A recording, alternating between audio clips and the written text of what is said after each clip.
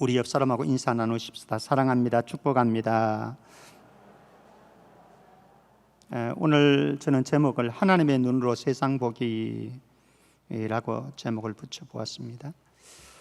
몇 가지 제가 질문을 한번 드려보겠습니다. 혹시 이 질문을 받으시면서 여러분들의 마음에 요동이 일어난다고 한다면 세상을 보는데 하나님의 눈으로 보아야 된다고 하는 사실을 기억하시고요. 코로나19에 따른 학교 수업 그리고 교회 예배 정책에 대해서 여러분들은 어떻게 생각을 하고 계십니까? 추미애 법무부 장관과 윤석열 검찰총장의 공방전에 대해서 여러분들은 어떻게 생각을 하십니까? 고 박원순 전 서울시장의 장례와 성추문 의혹건에 대해서 여러분들은 어떻게 생각을 하고 계십니까? 지금 근자에 계속 진행되어지고 있는 부동산 정책을 여러분들은 어떻게 보고 계십니까? 그리고 최근자에 청와대와 국회 청사를 세종시로 이전하는 것에 대해서는 여러분들은 어떻게 생각하고 계십니까? 여러분들 스스로에게 질문을 한번 던져보시죠. 그것이 여러분들의 마음과 감정을 혹시 자극하지는 않았습니까? 지금 이 순간 제가 질문을 던지는 이 순간 혹시 여러분들의 마음속에서 자극은 되어지지 않았습니까? 사실 우리가 세상을 바라보는 눈, 시각, 관점 때문에 그리고 사람들을 바라보고 어떤 사건과 사안과 그리고 현실을 바라보는 우리의 눈과 관점과 생각 때문에 우리는 여러 가지 갈등을 겪기도 합니다. 부부 간에도 이것 때문에 전쟁을 하기도 하고요. 부모와 자식 간에 얼굴 한참 안 보려고 하기도 하고요. 그리고 지체들 간에 특별히 지금 한국 사회에 일고 있는 이념 전쟁은요, 이념 전쟁은 예전에는 지역 전쟁, 지역 감정으로 많이 접근을 했습니다만 지금은 지역 감정은 다 사라졌습니다. 그런데 이념 전쟁이 일어나고 있습니다. 보수와 진보의 이 이념 속에서 성도들 간에도 이 부분이 얘기가 나오면 극한 대립을 이루는 것을 보게 되어집니다. 그래서 가정도 우리의 눈과 생각과 시각 또 관점 때문에 진통을 겪고 있고 갈등을 하기도 하고 심지어는 성도들 간에도 등을 돌리는 일들도 많이 일어나고요. 그리고 여의도 광장으로 몰려가는 사람들도 많고 그리고 광화문으로 몰려가는 사람들도 굉장히 많습니다. 자, 오늘 한번 생각해 보려고 합니다. 물론 이런 부분이 첨예하고 또 생각들의 관점이 너무나 다르기 때문에 사실 구체적으로 접근하기에는 좀 어려움이 있습니다만 큰 틀을 한번 오늘 제시해 보려고 합니다. 자, 먼저 그러면은 예수님은 어떠했는가 한번 가 보십시다. 오늘 본문 말씀을 둘러싸고 어린 아이들의 문제를 가지고 부모들과 그리고 또 제자들과 예수님의 눈이, 시각이, 관점이, 생각이 굉장히 달랐다라고 하는 부분입니다. 사실 당시 고대 사회로 돌아가 보면은요, 사람들을 바라볼 때 많은 편견들이 많았습니다. 특별히 그 편견 가운데 어린 아이, 여성, 요사이는 여성의 인권도 대단하게 올라가고 그리고 어린아이들의 인권도 대단하게 올라갔습니다만 이 사회, 고대 사회에서는 어린아이나 여성들의 인권 자체가 사실은 없었던 거죠. 무시당했습니다. 그러니까 숫자를 셀 때도 사실은 들어가지도 않았습니다. 우리 한국 사회도 가부장적인 이 의식이 있기 때문에 사실은 여성 아내들에 대해서 제가 어릴 때 기억으로 보면은 며느리들은요 방에도 밥 먹지 못하고 부엌에서 음식하고 부엌에서 먹는 이런 사례들도 있었거든요. 자, 이런 고대 사회입니다. 그런데 어린 아이를, 동일한 어린 아이들을 앞에 두고서 바라보는 눈이 그리고 대하는 태도가 굉장히 다르다라고 하는 것 한번 점검해 보십시다. 13절 말씀에 가면은 일부 부모들의 눈이 나옵니다. 그들은 자기 자식을 너무 사랑했습니다. 그래서 자식을 사랑해서 예수님께로 데려 나왔습니다. 예수님을 한번 만나게 해 보고 싶고, 그래서 예수님이 그들을 만져주시기를 기대했고요. 그리고 예수님이 그들을, 자기 자녀들을 안수해 주시기를 원했고, 그래서 축복 기도를 받게 하는 것이 소원이었습니다.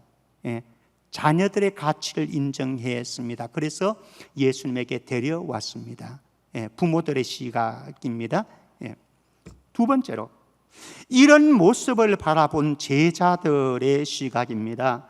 제자들은 13절 하반절 마지막 부분에 보면은 이 부모들을, 어린 아이들을 데리고 온 부모들을 꾸짖었다, 책망했다 말씀합니다. 왜 책망했겠습니까? 철부지 아이들을 데리고 왔다고 해서, 그래서 분위기를 흐트렸다고 해서, 난장판을 만들었다고 해서, 그래서 난장판을 수습하기 힘든 자기 자신들이 예수님에게 미안한 마음, 이런 것들이 복합적으로 작용해서 부모들을 꾸짖고 있습니다. 즉, 이 제자들은 어린 아이들의 가치를 전혀 모르고 있습니다. 그래서 어린 아이들이 예수님께 나온, 데리고 온 부모들을 책망하고 있습니다. 세 번째, 예수님입니다. 무시당하는 어린 아이들입니다. 근데 예수님께서는 무시당하고 있는 이 어린 아이들의 가치를 존중해 주었습니다. 그래서 제자들에게 14절 말씀 보면은 그들이 오는 것을 금하지 말라라고 하면서 분노하셨습니다. 노하셨다, 이렇게 말씀합니다. 제자들은 어린 아이들을 데리고 온 부모들에게 화가 나서 지금 책망을 꾸짖고 있는데, 예수님은 이 부모들을 책망하고 있는 제자들에게 화를 냅니다. 그러면서 이 어린 아이들이 내게 오는 것을 금하지 말라라고 말씀하셨습니다. 그리고 그 어린 아이들을 품에 안으셨습니다. 그리고 그들을 안수하시고 축복기도 해 주셨습니다. 여기에서 한 걸음 더 나가서 예수님은 이 어린 아이와 같이 되지 아니하면 천국을 갈 수 없다. 이 어린 아이들이야말로 천국에 합당한 자들이다. 천국 가기에 합당한 자들이다. 엄청난 폭탄적인 선언입니다. 이것은 우리에게는 아무런 감흥이 없지만 이 당시로는 폭탄적인 선언을 지금 하고 있는 것입니다. 그래서 너희들도, 제자들도, 그리고 여기에 있는 모든 무리들도 너희들이 이 어린 아이들과 같이 하나님의 나라를, 예수님을, 그리고 복음을 받아들이지 않는다고 한다면 너희들은 하나님 나라를 들어갈 수 없다. 그래서 너희들이 정말로 천국의 백성이 되려고 그런다면 이 어린 아이들처럼 천국을 그렇게 받아들여야 된다 말씀을 하셨습니다. 그리고 그 다음에 일어나는 사건이 있는데, 부자 청년이 예수님에게 찾아왔습니다. 그러면서 예수님, 어떻게 하면 영생을 얻을 수 있습니까? 질문을 했습니다. 그러면서 대화가 이루어집니다. 그런데 이 부자 청년은 영생에 대한 관심을 가지고 있었지만 예수님과의 짧은 대화 속에서는 그는 실망을 하고 그냥 집으로 가버렸습니다. 왜 그랬습니까? 재물 때문에, 그가 가지고 있는 재물 때문에. 즉, 어린 아이와 같이 되지 않았던 이 청년, 돈의 마음을 둔 어린 아이들의 심정이 아니지요.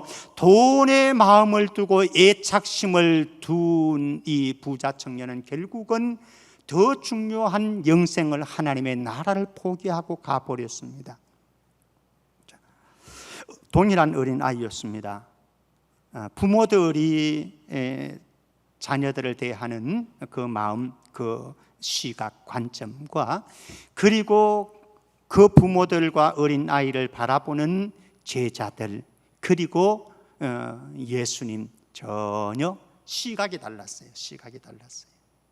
사실은 우리가 어떤 사람들을 바라볼 때에, 어떤 사물을 바라볼 때에, 그리고 어떤 사건을 바라볼 때에, 어떤 현실을 바라볼 때에 우리가 어떤 눈을 가지고 있는가, 어떤 시각으로 보는가, 어떤 관점으로 바라보는가, 이거는 우리의 선택을 결정하고 그 선택은 우리의 운명을 결정할 수도 있습니다. 사실 우리는 최근에 이 시각과 관점의 차이로 인해서 엄청난 갈등을 겪고 있고요. 정부에서 하는 정책의 정치적인 이슈로 들어가게 되었지만 아마 얼굴을 붉히면서 등을 돌리기도 할 겁니다. 자, 그러면서 저는 이 눈과 시각과 관점에 있어서 몇 가지 좀 제안을 하려고 합니다. 여러분들 한번 생각을 해보십시오. 그리고 한번 개인을 한번 점검을 해보십시오. 첫 번째는 생각의 유연성을 좀 가졌으면 좋겠다. 생각의 유연성입니다. 생각의 차이는 엄연하게 있습니다. 그런데 생각의 차이를 인정하는 것이 그렇게 쉽지가 않아요. 우리는 사실 생각의 차이를 인정합니다. 그러나 다양한 생각의 가능성을 현실 속에서 반영하고 받아들이는 데까지는 굉장한 갭이 있다라고 하는 것. 여러분들 한번 점검해 보시면 좋겠습니다. 나에게 생각의 유연성이 있는가, 생각의 차이를 인정하고 다양한 생각의 가능성들을 열어두고 있는가, 그렇지 않은가. 첫 번째입니다. 두 번째, 내로남불이 되지 않아야 합니다. 내로남불 뭡니까? 내가 하면 로맨스고 남이 하면 불륜인 거죠. 이거를 다른 표현을 하면 너는 안 되고 나는 괜찮다라고 하는 생각인 거죠. 같은 일을 하는데, 같은 현상 속으로 들어가는데 너는 안 되고 너가 그거 하면은 그건 잘못이고 내가 하면은 괜찮은 것, 이게 내로남불 아니겠습니까? 사실 많은 부분에서 내로남불이 굉장히 많습니다. 지금 여야가 내로남불에 쌓여 있는 부분들이 너무 많아요, 사실은. 그런데 사실은 저와 여러분들도 우리의 삶의 현장으로 들어가면요, 내로남불을 하고 있다라고 하는 겁니다. 저도 그렇고 여러분들도 그렇고 여기에서 배제될 사람은, 제외될 사람은 아무도 없다라고 하는 겁니다. 그래서 우리는 다시 한번 우리의 시각과 우리의 관점을 다시 한번 정돈해 보자라고 하는 겁니다. 내로남불은 위험합니다. 세 번째, 자기중심적인 사고를 버리고 상대방의 생각을 존중하자라고 하는 거죠. 자기중심적인, 나는 옳고 너는 틀렸다는 자기중심적 사고. 많은 경우에 한번 여러분들 점검을 해보십시오. 나는 옳고 너는 틀렸다라고 하는 이 사고. 상담을 받으러 저한테 누군가가 왔다라고 하십시다. A라고 하는 사람이 저에게 상담을 하러 왔습니다. 제가 그분의 이야기를 쭉 들어보니까 그 상담을 하는 그분은 다 옳고 상대방인, 상담을 받고 있는 이 사람의 상대방은 다 나빠요. 제가 쭉 들어보니까. 그런데 이제 이 사람의 상담을 받고 있는 이 상대방의 이야기를 불러서 한번 들어봅니다. 이건 있었던 얘기가 아닙니다. 그냥 상황입니다. 이 사람을 불러서 제가 이렇게 쭉 이야기를 듣는다고 한다면요, 이 사람의 이야기에 다 고개 끄덕끄덕하게 되어 있습니다. 무엇입니까? 이 사람은 모든 사건을, 모든 일들을, 모든 상황들을 A 자기에게 맞추어 놓고 지금 저한테 얘기하는 거예요. 상담하는 거예요. 그런데 이 B라고 하는 이 상대방도 이 사람에게 얘기를 들어보면 이 사람의 틀에 다 맞추어 놓고 자기 상황에 맞추어서 다 얘기를 하는 겁니다. 그러니까 이 사람도 맞고 이 사람도 맞는 거예요. 그러니까 여기에서 상담을 할 때에, 또 재판을 할 때에, 판단을 할 때에 굉장히 어려운 것이죠. 지금 청와대를 세종으로, 그리고 국회 청사를 세종으로 옮긴다. 사실 몇 년 전에 이제 또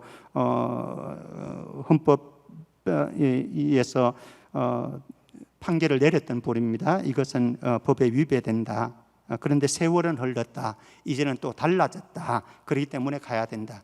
여러분들 어떻게 생각하시냐? 제가 물어보았습니다. 어떻게 생각하시냐? 여기도 다 다를 거예요. 정부에서 공방전 하는 사람들 다 달라요.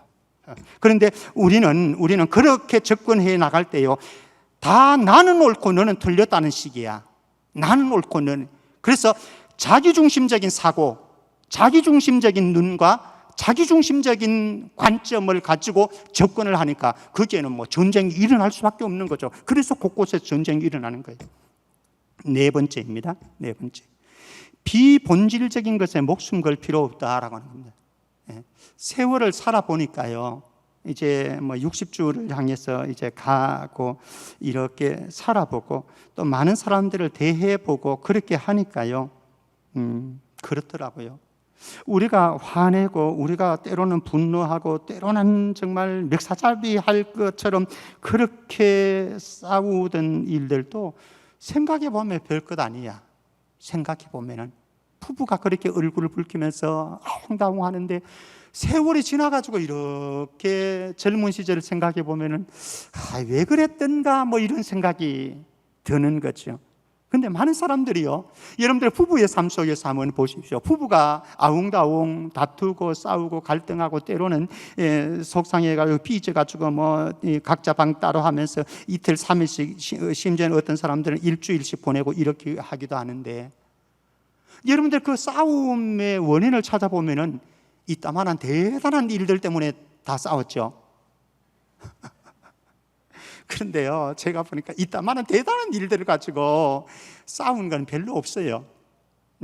다 자존심 때문에, 감정 때문에, 다 아주 사소한 일 가지고 싸우는데 그게 불거지다 보면은 이제 싸움은 커지는 거죠. 본질적인 것은 우리가 물러서면 안 되고 지켜내야 되죠. 본질적인 것이라고 한다면은. 그러나 비본질적인 것이라고 한다면요, 물러서는 용기도 필요하다라고 하는 거죠. 양보하는 용기도 필요하고 지는 용기도 필요하다라고 하는 거죠. 근데 이게 잘 안 돼요. 저도 잘 안 되고 여러분들도 잘 안 되고, 그래서 우리가 현실 속으로 들어가면은 얼굴 붉히고 싸우는 이유가 여기에 있는 거죠. 비본질적인 건 좀 놓아도 돼요. 놓아도 돼요. 사소한 것 가지고, 하찮은 것 가지고, 그거 가지고 싸우고 뭐 얼굴 붉히고 세월 지나고 보면은요, 다 우스운 거예요. 우스운 거예요. 다섯 번째. 형평성 없는 원칙주의, 그거 고집하지 말자라고 하는 거예요. 형평성 없는 원칙주의. 원칙주의는 좋습니다. 그리고 원칙은 좋습니다. 원칙은 지켜야 됩니다. 그러나 많은 경우에 제가 이렇게 봤을 때요, 나는 원칙주의자라고 이야기를 하는데, 매사에 이 원칙주의자이다라고 하는 이 사람이 매사에 모든 부분에 있어서 원칙을 세워가지고 그 원칙이 흔들림 없으면 굉장히 좋지요. 근데 제가 경험해 본 바로는요, 자기는 원칙주의자라고 원칙 그러지만은 실제로 자기 문제에 딱 맞닥뜨려지면은, 자기 가족의 문제에 딱 맞닥뜨려지면은, 심지어는 자기와 친한 집사님, 장로님, 권사님과 딱 맞닥뜨려졌을 때는 원칙이 와라라 다 무너져 버렸어요. 우리는 원칙을 소중하게 여겨야 됩니다. 그리고 가능하면 원칙을 따라서 살아가야 됩니다. 그러나 만약에 내가 고집하는 원칙 때문에 그 누군가가 상처를 받고 그 누군가가 고통을 받고 죽을 상황이 되어진다고 한다면, 그래도 원칙을 고집해야만 할까? 우리는 때로는 그런 사람들을 가리켜서 융통성 없는 꽉 막힌 인간이라고 우리는 그렇게 얘기를 합니다. 사실은 살아보면서요, 원칙이 너무나 소중하지만은 때로는 원칙 속에 융통성을 발휘해야 되는 부분들이 참 많더라고요. 그래야 더불어 살아갈 수 있고, 그래야 서로 공존할 수 있는, 제가 5가지를 제시를 했습니다. 생각의 유연성을 가져자, 내로남불을 조심하자, 자기중심적인 사고를 버리고 상대방의 생각과 관점과 눈을 존중해 주자, 비본질적인 게 목숨 걸 필요 없다, 그리고 형평성 없는 원칙주의를 버려야 한다. 자, 그러면은 이제 이건 일반론적인데, 예수님은 과연 어땠을까? 예수님에게 한번 방문해 보십시다. 예수님은 과연 이런 상황들에, 이런 현실 속에서 어떻게 하셨을까? 한번 몇 가지 보도록 하십시다. 자, 첫 번째는 사마리아 여인을 대하시는 예수님 한번 보십시다. 사마리아 여인은요, 5번 결혼하는데 실패했습니다. 그리고 6번째 사람을 만나서 살고 있습니다. 사람들은 그녀를 곱지 않은 눈으로 바라보았습니다. 그래서 한마디씩 했을 겁니다. 그리고 손가락질도 했을 것입니다. 자기 자신이 사마리아인, 자기 자신도 자신을 생각할 때 수치심으로 가득 찼고요, 부끄러움으로 가득 찬 자아상을, 구겨진 자아상을 가지고 있었습니다. 자기 자신도 싫어요. 내가 나를 생각할 때에 이런 여인이었습니다. 자, 그런데 예수님이 이 여인을 어떻게 접근하시는지 보십시오. 유대인들이 껄끄럽게 생각하는 사마리아인이었습니다. 그리고 시대적으로 상대적으로 남자들에 비해서 여자들은 인권이 없던 시대였습니다. 대화도 꺼리는 시대였습니다. 그리고 더더구나 삶에 있어서 윤리적인 도덕적인 측면에 있어서 사람들에게 부끄러움을 가지고 있었고, 당당하지 못함을 스스로가 생각해도 구겨진 자아상을 가져야 되는 여인이었음에도 불구하고 예수님은 이 여인을 만나셨고 대화를 섞으셨고 말을 섞으셨고, 그리고 이 여인의 구겨진 자아상을 다 회복시켜 주셔서 돌려보냈습니다. 놀라운 변화를 경험했지요. 만약에 이 당시에 이 여인을 바라보는 유대인들의 관점에서 접근했다고 한다면 이 여인은 평생토록 구겨진 자아상 속에 컴플렉스를 가지고 열등감을 가지고 대인관계 기피증을 가지고 그렇게 살아가셔야 될 겁니다. 그런데 예수님은 그의 삶을 송두리째 회복시켜 주었습니다. 시각이 달랐습니다. 관점이 달랐습니다. 대한 태도가 달랐습니다. 자, 두 번째, 가늠한 여인을 대하시는 예수님 한번 보십시다. 율법에 능통한 서기관들과 바리새인들, 간음하던 현장에서 남자와 여자를 발견했습니다. 혼자 할 수 없으니까 간음은 남자와 여자를 발견했습니다. 그런데 예수님에게 여자를 데리고 끌고 왔습니다. 그러면서 예수님 앞에 내팽개치면서 질문을 하죠. 모세율법에는 이런 여자는 돌로 치라고 명령을 했는데 모세율법엔 그렇게 말씀하고 있으니까요 했는데 당신은 어떻게 생각하십니까? 자, 여기에 모순이 있습니다. 지금 이 서기관들과 바리새인들은요 율법에 능통했지만은 율법을 적용하는 데 있어서는 편견을 가졌습니다. 남자가 이 자리에 왔다라고 하는 흔적이 전혀 없어요. 남자는 돌려보냈는지 어쨌는지 없어요. 근데 여자에게 적용해서 편견을 가지고 이 여인을 데려왔습니다. 그리고 이 여인을 대할 때에 이들은 이미 정죄를 했습니다. 그런데 예수님은 그렇지 않았습니다. 예수님은 나도 너를 정죄하지 않는다 라고 하시면서 고발한 서기관들과 바리새인들에게 질책을 하시는 거죠. 무언의 질책을 하셨죠. 무언의 질책을 하셨습니다. 그리고 그 여인을 향해서 다시는 죄를 범하지 말라라고 하면서 그 여인의 쇠사슬, 죄의 쇠사슬을, 비난의 쇠사슬을 풀어 주었습니다. 이 여인이 앞으로 어떻게 됐을까? 우리는 그냥 상상하면은 이 여인의 삶은 어떻게 되었을 것이다. 우리는 충분하게 상상할 수 있습니다. 서기관과 바리새인들은 율법을 정확하게 갖다 대었습니다. 편견적인 율법의 적용이었죠. 편견을 가지고 그렇게 됐지만 그 사람의 그 여인의 구겨진 망가진 여인의 인생을 만져 주지는 못했습니다. 그런데 예수님의 사랑과 자비의 눈은 그 여인의 망가진 인생을 회복시켜 주셨습니다. 전혀 다른. 자, 또 한 사람을 한번 찾아가 볼까요? 삭개오를 한번 찾아가 보십시다. 삭개오는 여리고 지방의 세리장이었습니다. 여리고 지방은 돈이 많이 움직이는 그런 지역입니다. 세리로서는 돈을 벌기가 좋은, 그러니까 장사하는 사람들은 목이 좋아야 되죠. 뭐 교회도 목이 좋아야 된다, 뭐 이런 표현을 하는데, 어쨌든 목이라고 하는 건 굉장히 중요한데 여리고는 좋은, 세리로 볼 때는 굉장히 좋은 목이었다. 근데 당시의 세리들은 로마 정부에 빌붙어서 동족의 피를 빨아먹는다, 뭐 이런 의식이 있었습니다. 그래서 세리들은 사실 왕따당하는 그런 시절이었죠. 그래서 죄인의 대명사 그러면은 창기와 세리 이렇게 나가는 것 아니겠습니까? 그런 삭개오였습니다. 그러니까 자기 자신에게도 당당하지 못했던 사람, 주변 사람들은 다들 그렇게 이야기하는 거죠. 너는 죄인이다. 삭개오에게 죄인의 딱지 붙여놓았고요, 삭개오의 집에도 죄인의 집이라고 하는 딱지를 딱 붙여놓았습니다. 그리고 삭개오의 집을 방문하는 예수님에게도 그 사람들은 뭐라고 하는가 하면 죄인의 친구다 이렇게 하는 거예요. 죄인의 친구다.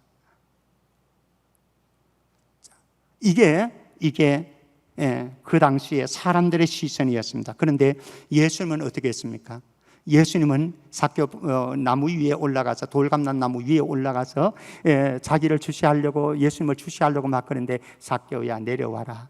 그리고 삭개오를 만나 주셨습니다. 사람들은 만나려고 하지 않는 이 삭개오를 예수님은 환영해 주셨고요, 만나 주셨고, 심지어는 자청해서 삭개오야 내가 오늘 저녁에 너의 집에 유하겠다. 그리고 너와 더불어서 식사 교제를 나누겠다. 사실은 이 유대인들 사회 속에서 식사를 나눈다라고 하는 것은 천국의 식탁을 함께 나누는 겁니다. 그러니까 천국의 백성으로 인정하는 거예요. 사람들은 죄인이라고 하는데요, 그의 집에다가 죄인의 집이라고 딱지 붙여놨는데요, 그러니까 어울리려고 하죠. 절대로 식사 안 하려고 하죠. 그런데 예수님은 그의 가정을 방문해서 함께 식사를 하시려고 합니다. 너무나 관점이 다른 거죠. 너무나 시각이 다른 거죠. 그러니까 예수님은 이 삭개오의 인생을 회복시켜 주셨잖아요. 그 다음에 보면은 삭개오가 변화가 일어나는 장면 우리는 볼 수가 있잖아요. 자, 율법에 대한 해석도 한번 보십시다. 예수님의 시각이, 눈이 어떠했는지 간음을 해석하는 예수님의 눈을 한번 보십시다. 율법에는요, 간음하지 말라라고 분명하게 언급하고 있습니다. 그런데 예수님 이렇게 말씀을 합니다. 마태복음 5장 28절 말씀 보십시다. 마태복음 5장 28절. 나는 너희에게 이르노니 음욕을 품고 여자를 보는 자마다 마음에 이미 간음하였느니라. 율법에는요, 육체적인 간음을 얘기합니다. 그래서 남자와 여자가 함께 자는 것, 불법인 자는 거죠. 불법으로 자는 거죠. 이것을 간음이다, 육체적 간음을 이야기합니다. 그런데 예수님은 육체적 간음은 물론 간음이고, 그러나 예수님은 더 본질적인 부분으로 들어갑니다. 마음의 간음, 내면적 간음을 말합니다. 마음 속에 이미 음욕을 품고 있다고 본다면 함께 앉아서도 그거는 간음이다. 전혀 다른 해석인 거죠. 전혀 시각이 다릅니다. 자, 그 다음에 살인을 말하는 이 율법도 한번 보십시다. 율법에서는요, 살인하지 말라, 누구든지 살인하면 심판을 받게 되어질 것이다, 율법의 규정을 내두었습니다. 근데 예수님이 어떻게 말씀하시는지 한번 보십시오. 마태복음 5장 22절 말씀입니다. 마태복음 5장 22절. 형제에게 노하는 자마다 심판을 받게 되고, 형제를 대하여 나가라 하는 자는 공회에 잡혀가게 되고, 미련한 놈이라 하는 자는 지옥불에 들어가게 되리라. 심판, 공회, 예루살렘 공회는 이거는 재판정입니다. 요 사이로 본다면 대법원쯤 되는 겁니다. 그리고 지옥불, 동의어로 사용되어지고 있습니다. 그런데 어떤 자가 가느냐? 살인하는 자는 그곳을 가게 되었는데 그 심판을 받게 되었는데, 그런데 예수님은 살인자를 어떤 사람으로 표현하느냐? 형제에게 노하는 사람 살인했다. 형제에게 나가라고 하는 것은 바보 멍청이라고 하는 거예요. 바보 멍청이 무시하는 겁니다. 그 사람 살인했다. 그리고 형제에게 미련한 놈이라고 하는 사람, 에이 미련한 놈 이렇게 얘기하죠. 그거 살인했다 말씀합니다. 무엇입니까? 살인이라고 하는 것은 어떤 무기를 가지고 어떤 물리적인 작용을 통해 가지고 상대방의 생명을, 육체적인 생명을 끊어놓는 것, 이게 살인이 아니겠습니까? 그런데 예수님이 말하는 살인은요, 그게 아닙니다. 내 마음속에 미움이 있어서 그 사람을 무시하고 그 사람에게 어떤 악한 말을 하고 행동을 할 때 그거 이미 살인한 거다 말씀을 하고 있습니다. 엄청 충격적인 말씀인 거죠. 또 하나만 더 보십시다. 형제 비판에 대한 예수님의 태도를 한번 보십시다. 마태복음 7장 5절 말씀에서는 이렇게 말씀을 합니다. 외식하는 자여, 먼저 내 눈 속에서 들보를 빼어라. 그 후에야 밝히 보고 형제의 눈 속에서 티를 빼리라. 사실은 우리 모두가 내 눈 속에도 티가 있든지 들보가 있든지 다 있어요. 근데 이제 예수님은 다른 사람들의 눈에 있는 티를 발견하는 사람은 사실 그 속에 보면은 들보를 가지고 있다, 이렇게 말씀합니다. 그런데 자기 눈에 들보를 가지고 있으면서 남의 눈에 있는 티를 지적하고 그것을 비난하고 정죄하는 이 사람은 외식하는 자라, 이렇게 말씀합니다. 성경은요, 예수님은 외식을 굉장히 싫어하셨거든요. 서기관과 바리새인들에게 질책한 독사의 자식들이라고 말하면서 한 것이 외식의 문제였습니다. 그런데 여기에 형제를 비판하는 자를 외식하는 자다, 이렇게 성경은 말씀하고 있습니다. 그러니까 예수님이 세상을 바라보는 눈은요, 그리고 예수님께서 사람들을 바라보는 눈은, 예수님께서 사건들과 상황들과 현실을 바라보는 눈은 그 당시의 사람들하고 너무 달랐다라고 하는 거예요. 너무 달랐다라고 하는 거죠. 예. 그러니까 삶의 태도도 너무 다른 거죠. 너무 다른 거죠. 현상을 해석하는 것도, 대하는 것도 너무나 다른 거죠. 예. 오늘날 우리 사회는 참 어지럽습니다. 예. 오늘날 우리 사회는 정치적인 문제가 우리 속으로 들어와 가지고 교회 안에서도 정치적인 어떤 논쟁을 들어가게 되어지면요, 너무나 무섭습니다. 너무나 무섭습니다. 중요한 것은 무엇입니까? 예수님의 눈을 가지는 거예요. 예수님의 눈을 가지는 거예요. 하나님의 마음을 가지는 거예요. 그리고 성경의 관점을 가지는 거예요. 세상 관점이 아니고, 내가 가지고 있는 이론과 이념이 아니고, 내가 가지고 있는 논리가 아니고, 하나님의 말씀, 성경이 무엇이라고 말씀하고 있는가, 그렇기 위해서는요, 우리가 제대로 세상을 보기 위해서는 우리 속에 무엇을 가져야 됩니까? 하나님의 말씀을 풍성하게 가져야 됩니다. 내 안에 하나님의 말씀이. 말씀 한 구절 보고 맺겠습니다. 마태복음 6장 22절 23절 말씀입니다. 마태복음 6장 22절 23절 제가 보겠습니다. 눈은 몸의 등불이니 그러므로 내 눈이 성하면 온 몸이 밝을 것이요 눈이 나쁘면 온 몸이 어두울 것이니 그러므로 내게 있는 빛이 어두우면 그 어두움이 얼마나 더하겠느냐. 사실 눈이 성하냐 눈이 나쁘냐에 따라서요, 우리가 구렁텅이에 빠질 수도 있고 그렇지 않을 수도 있고요. 다른 사람과 관계를 맺어갈 때도 내 눈이, 마음의 눈이 어떠냐 너무나 중요한 거죠. 우리가 그것을 알 수 있는 것이요, 우리가 사랑의 눈으로 바라보게 되어지면요, 이 사람을 바라보는데 사랑의 눈으로 바라보면은 이 사람이 좋은 일 한 거는 물론 좋은 거고, 근데 이 사람이 때로는 엉뚱한 짓을 하는데도 불구하고 사랑의 눈을 가지고 있는 사람들은 이 사람이 좋게 보이는 거예요. 그 짓도, 그 엉뚱한 짓도 예쁘게 보이는 거예요. 여러분들이 손자 손녀들 하는 거 보면은 여러분들 당장 알 수 있습니다. 엉뚱한 짓을 하는데 그것도 예쁘게 보이는 거예요. 왜? 사랑의 눈을 가졌기 때문에. 근데 미움의 눈을, 정오의 눈을 가지고 보면요, 이 사람이 정말 좋은 일을 했는데도 불구하고, 선한 일을 했는데도 불구하고 왜곡되는 거예요. 나쁘게 보이는 거예요. 미웁게 보이는 거예요. 눈이 어떠냐? 눈이 어떠냐? 내가 선한 눈을 가지고 있느냐?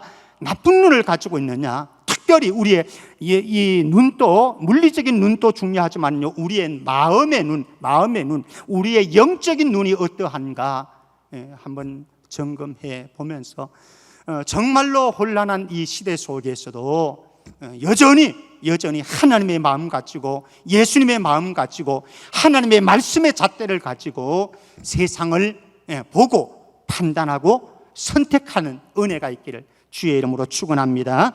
하나님 아버지, 은혜 감사합니다. 우리의 마음이, 우리의 시각이, 우리의 관점이 흑백 논리에 둘러싸이지 아니하도록 하시고, 극단적 사고에 둘러싸이지 아니하도록 하시고, 하나님의 사랑의 눈을 가지고 예수님의 용서와 자비의 마음을 가지고 하나님의 말씀이 주시는 잣대를 가지고 세상을 보고 사람들을 보고 우리의 현실을 판단할 수 있는 지혜로운 분별력 있는 성도가 되게 하여 주옵소서. 거룩하신 예수 그리스도 이름으로 기도합나이다. 아멘.